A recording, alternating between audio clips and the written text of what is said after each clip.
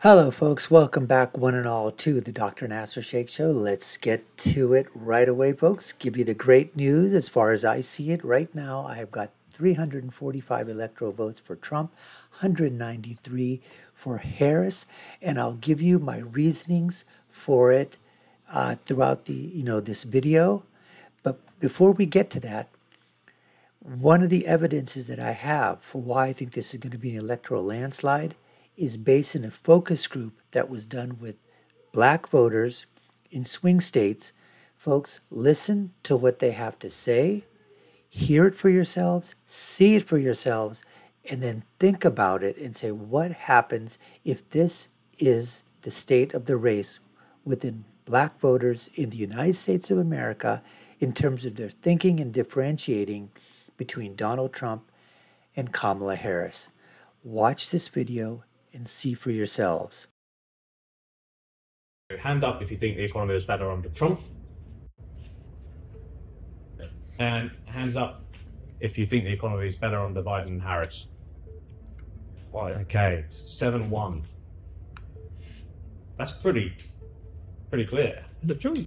I'm not saying he's like, of course, yeah, like they're saying, has best. He still has a business mindset. I think that lended somewhat. And I think, yes, the trickle down of whatever previous stuff. And I think he just handles certain things a little better.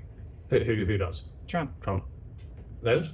He provided more jobs, more opportunities. Similar. Even though he didn't have any experience in politics, but he came in and did a much better job. If you look at the statistics now, we're far more worse now than we were before. Firstly, I just want to ask a general question about Harris. Then we're going to show some clips of the debate. What's your biggest hesitation about voting for Kamala Harris? Just, is she going to be able to do the things that she says she's going to be able to do?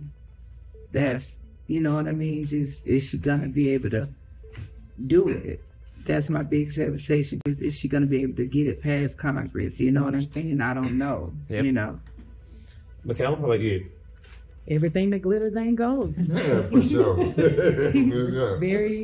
It looks great on paper, but I'm not sure it could translate to politics, and if she'll even be able to get it passed. Haywood? My thing is her strength. That's my focus for her. And she gonna be able to take a punch and give one or two back. That's my biggest thing. And it has nothing to do with her gender, ladies, okay? But you have... Folks, that's just absolutely devastating. That is devastating commentary coming from this focus group, folks. First of all, it was 7-1 Trump over Harris. And then they're talking about the issues of strength and whether or not she can get her policies passed based on, they think, ineffectual leadership and not enough strength. Let's continue. Talking about the highest office in the land. Yeah. If it was Michelle Obama, I would feel totally different. Yeah, You know? You can't be weak and hold that office. Yeah, like if you put her next to Michelle Obama, it's like... Or Hillary Clinton. Or Hillary Clinton, it's like it's no comparison on the strength that I think Michelle Obama or Hillary Clinton would have against her. They would eat her up. How did Harris come across then? How did she do? If before wasn't devastating enough, the next set of commentary was even more devastating, comparing her to Michelle Obama, Hillary Clinton. Folks, if Hillary Clinton is above Kamala Harris, and in 2016, she couldn't pull it off when she was supposedly to have pulled it off and was the greatest, even better than Barack Obama. She was the best candidate. She was the most, the Democrats always do this. Every candidate is like the best of the best. There's never been anybody better. So if you're talking about the Democratic Politics Olympics, giving out gold, silver, and bronze, they got Michelle Obama at gold. They got Hillary Clinton at silver. And maybe Kamala Harris gets the bronze? Again, this is one of the reasons, one of my evidences that I have in terms of why this is going to be an election that Donald Trump is going to win in a landslide. Because of this demographic, the black voter, both the black male voter and the black female voter. Anyways, let's continue. Up against him. Hayward says there, big personality. How did she do? How did she come across? She kept saying that she's a warrior, she's gonna fight, but I don't know if you're as strong as. I mean, I get it what you feel, but I don't think you are as like. This guy's shaking his head. Like she Right, says she is. right. That's just my opinion. Not that I don't think she doesn't care, and like I said, she used a lot of appealing to emotion, like anecdotal, like anecdotal evidence instead of like she used some facts, but just like to like appeal to people, like, hey, I'm just like to try to get people on her side. I don't think the bar was set pretty high when it comes to that. When it comes to her speaking, I believe the last debate with Biden set it really low. So I believe she did a lot better than Biden. But that's pretty much what I got. And they're both old. Biden is old. Trump is old. And we need to get some young folks in there that knows, have an idea of what's going on now. So that's my opinion. Yeah, it was several times where he kept like referring to her as they. Like he almost didn't even address her. Like he kept saying about it. He didn't say her name at all. Yeah, or like that's your boss. Basically, that's your boss. Like you're just doing what Biden wants to do. Yeah, and it does make you wonder, right? Because it's kind of like he's saying stuff like y'all just ousted him, and I'm like, well, that's not what happened. But in the back of my mind, I'm like, what if that is what happened? And like now she's the figurehead, so. It's difficult to jump on board 100% because you do kind of like you've seen it. We've lived through now, multiple elections and we've seen how they turned out. So as a person, I do think she's a better person than he is overall character wise. And that's why, more people I think are leaning towards her. I don't know if that 100% means she'll do a better job in the office. Final question on Harris in this debate then. From what you've seen so far, put your hand up if you think she's strong enough. Keep your hand down if you've got doubts whether she's strong enough. So put your hand up if you think Harris is strong enough. Yes. I think she's strong enough. Yeah, just like enough. Yeah. Just enough. Yeah. Is that strength that everybody see in the beginning, is it gonna last throughout her 4 years? Yeah, that's what I'm saying. Yeah, Jake. She looked good against Mr. Trump. I don't know, I didn't see it. But when you have to face these other leaders from these other countries, are you gonna have what it takes to stand there and throw punches like they throw a punch? Yeah. I'm hearing more doubts even from those who put their hands up. Yeah, I mean, I think she's strong enough, just enough. Now. Now. So, as you see here, as early on, 7-1, for Trump. And I think they were sort of, if you say that she's almost strong enough, sort of contradicting what they said like in the beginning. But I think the women on the panel, the two women there, they were sort of wanting to just sort of portray some type of strength, maybe. But then again, the moderator pointed out the hesitancy, and they said, yeah, of course.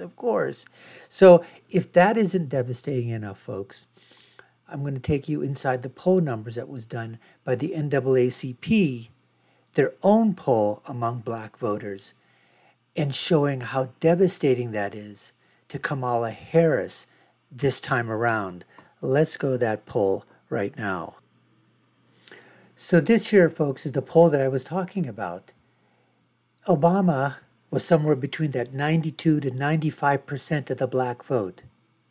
The NAACP is saying 63% of the black vote right now. And she's not even getting half. Okay, 49%. But 49% of black men under 50. That's it.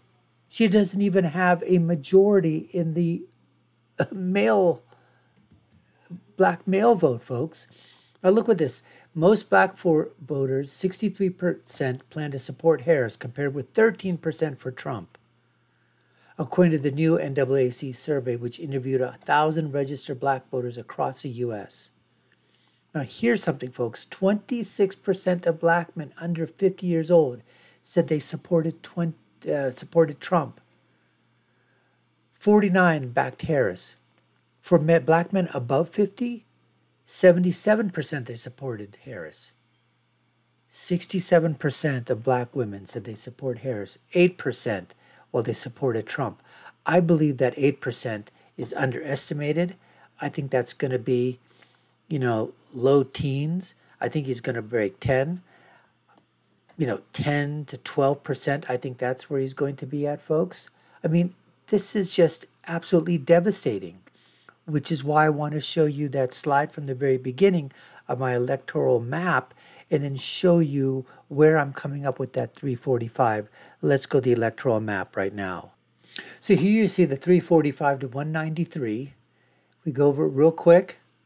Nevada, I think, is likely Republican. Arizona, likely Republican. Here's where I differentiate. I'm sticking myself out there, but I think with the trends of the Hispanic vote, Albuquerque, yes, is definitely, blue within, the city and surrounding suburbia. But I think as you go around into the rural areas with the Hispanic vote and the shift that's occurring within Nevada and Arizona and Utah, even in Colorado, southern down here, I think that's going to spill over. I think he's going to eke out a victory in New Mexico, maybe at 1 to 2%. We go to Minnesota, same thing over there. Rust Belt, I think with Wisconsin, Michigan, PA, I think he's got a chance at flipping Minnesota. I give him, it's going to be a 1 to 2%. Wisconsin, I believe, is 5% for Trump. Michigan, we're going to go into the reasons why, because of Jill Stein, third-party candidates, and the Muslim population. The Muslim vote is going to be devastating against Harris. I'll go into the data into that to back up, with my evidence for that. Pennsylvania, I think that's +5, for Trump. Virginia, I think is flipping. Going to show you a poll. I mean, right now, Virginia is statistically tied, folks. It is statistically tied. Where Biden was up +10 and even Hillary was up previously at this time. Now you've got a statistical dead heat in Virginia. I never thought North Carolina was a swing state. I think the pundits just put that in there for talking points. I think North Carolina is going to be easily 3 to 5 points. Georgia is going to be safe, 4 to 5 points as well. That's how I come up with my 345 number. Let's go to that slide that we want to talk about in terms of Virginia. And folks, if that isn't evidence enough, I've got even more coming up to back up my prediction. So this here's from On Point Politics, folks. And as you can see here, Donald Trump, they've got, this is the Rasmussen poll, the modeled map that On Point Politics did, agreeing with what I'm saying. You got to take a look at On Point Politics as well. There's Gold Crown Politics. There's Red Eagle Politics. These guys do a tremendous, tremendous job out there. But they've got Donald Trump at 341. And why? He just shot up with non-college educated voters from Minnesota, Virginia, New Mexico, New Hampshire. Well, I forgot to mention New Hampshire is something that I'm putting in the column as a Donald Trump flip. So New Hampshire flips, Virginia flips, Minnesota flips, New Mexico flips. Those are my calls that I'm making right now, and I made almost about 6-7 weeks ago, and you can check those things out. Take a look here. These are from political polls, internal polls that are leaked. North Carolina, Trump up by 11, Georgia by 10, Arizona by 10, Nevada by 9, Pennsylvania by 7, Michigan by 7, Trump up in Wisconsin by 7, New Hampshire is up by 7, by 3. These are internal polls, okay, that were leaked. Virtual deadlock surprise battle in the battleground state of Virginia, folks. Need I say more? Oh, but I will. If that isn't evidence enough, check this out. Well, lest we forget the Teamsters Union, the largest private union in the United States, not endorsing anybody at all. Why? Because this is their poll. Who should they endorse?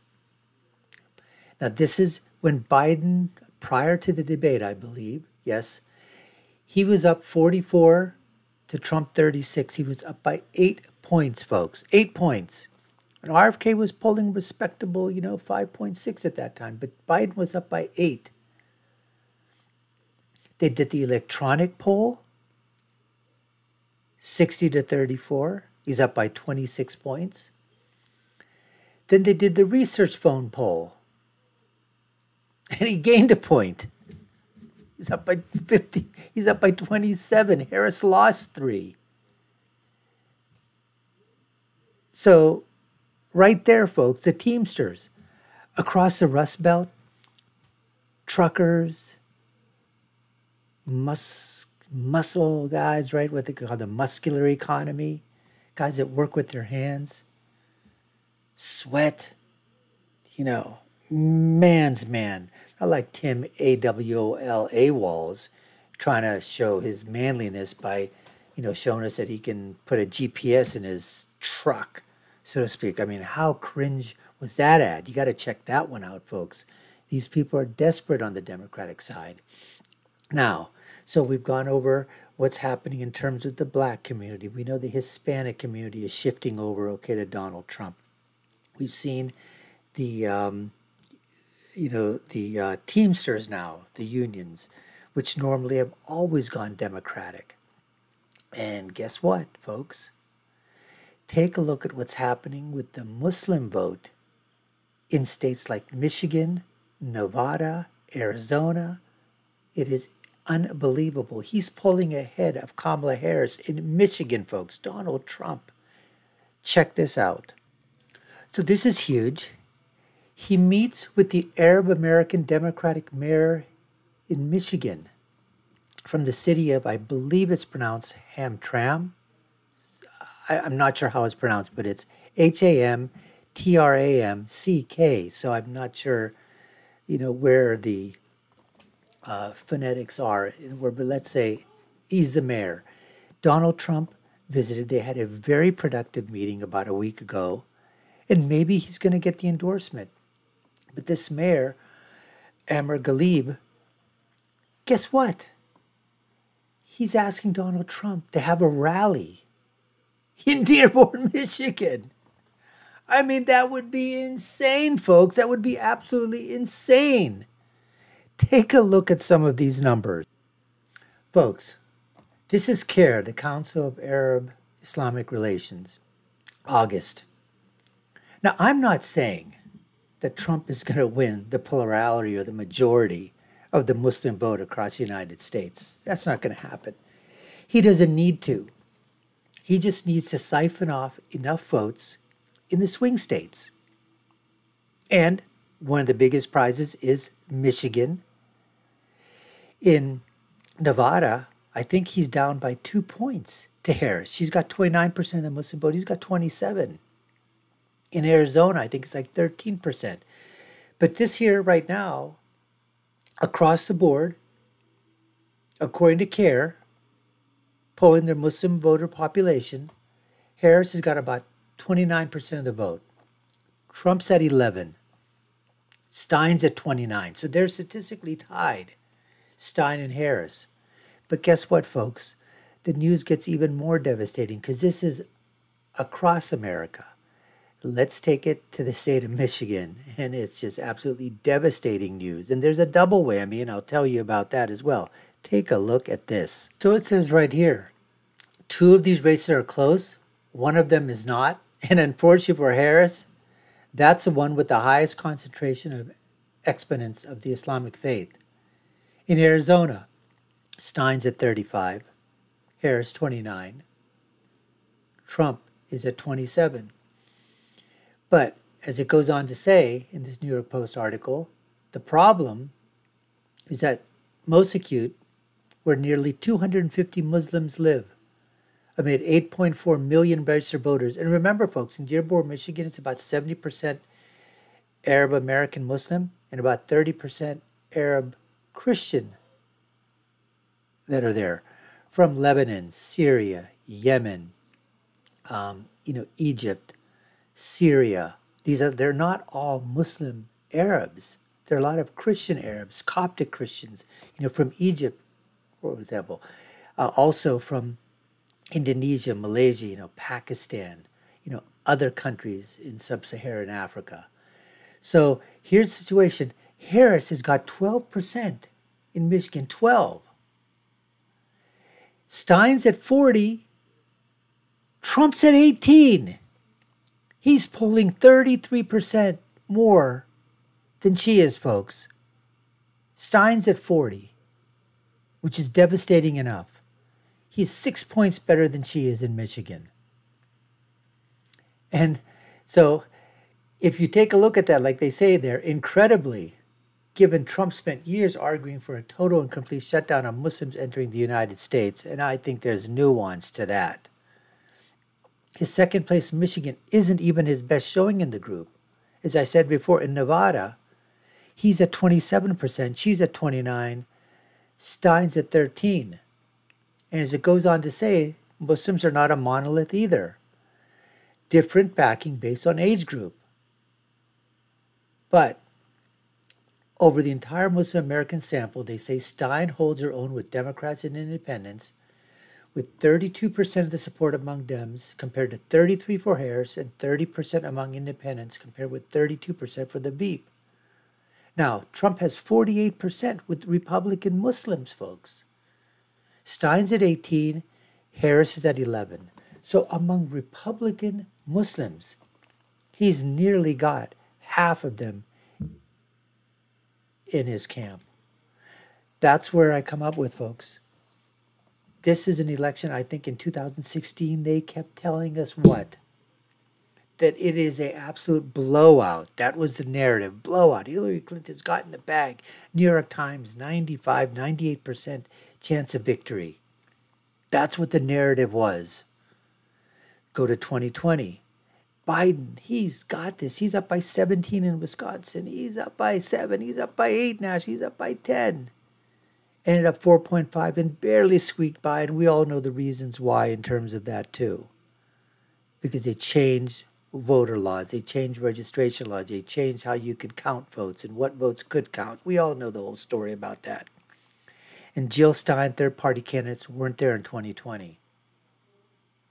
And the narrative now is it's such a tight race because it keeps people glued to the alphabet networks and to the legacy media. And the polls, these push polls are coming out there showing this is a close race. It's so close. It's this, it's that, it's whatever.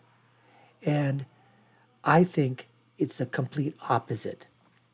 I think it's going to be an absolute blowout. I really, really do, based on what I'm seeing here. Anyways, folks, we appreciate you taking the time to watch. You've been watching the Dr. Nasser Shake Show. I'm your host, Dr. Nasser. If you haven't done so already, subscribe to the channel, like, share, and post. You all know what to do. Take a look at our video links above and below. My final thought is always, when you're right, and when you're left, you're wrong. Until next time, folks, take care and stay safe.